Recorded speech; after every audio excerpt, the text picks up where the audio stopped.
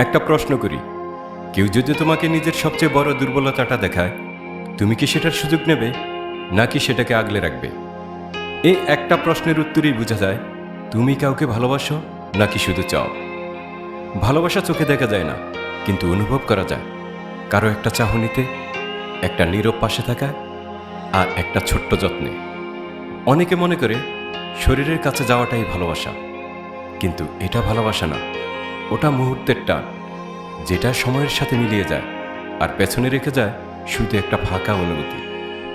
সত্যিকারের ভালোবাসা শুরু হয় সেখানে, যেখানে একটা মানুষ তোমার সামনে ভেঙে পড়ে আর তুমি তাকে ঠিক করার চেষ্টা না করে শুধু পাশে থাকো। কোনো বড় কথা না, কোনো প্রতিশ্রুতি না, শুধু তুমি আছো, এটুকুই। যখন সে তোমার সামনে নিজের কষ্টগুলো লুকায় না, নিজের ভয়গুলো খুলে বলে, সেটা দুর্বলতা না, সেটা বিশ্বাস। এমন একটা বিশ্বাস যেটা সবাইকে দেওয়া হয় না, যাকে দেওয়া হয় সে বিশেষ। যখন একটা মেয়ে মন দিয়ে কাছে আসে, সে শুধু তোমাকে বেছে নেয় না, সে নিজের নিরাপত্তা, নিজের সম্মান, নিজের স্বপ্ন চুপচাপ তোমার হাতে তুলে দেয়। আর এই বিশ্বাস যদি ভাঙো, তুমি শুধু একটা হৃদয় ভাঙো না, তুমি ভেঙে দাও তার নিজেকে ভালোবাসার ক্ষমতাটা আর মানুষের উপর ভরসা করার সাহসটা।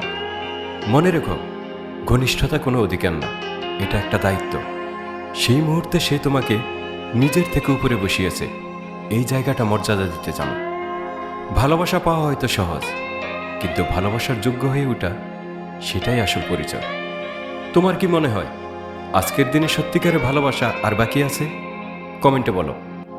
আর যদি এই কথাগুলো মন ছুঁয়ে গিয়ে থাকে, এখনই শেয়ার করো কাউকে, যে এটা শুনলে একটু ভালো বোধ করবে।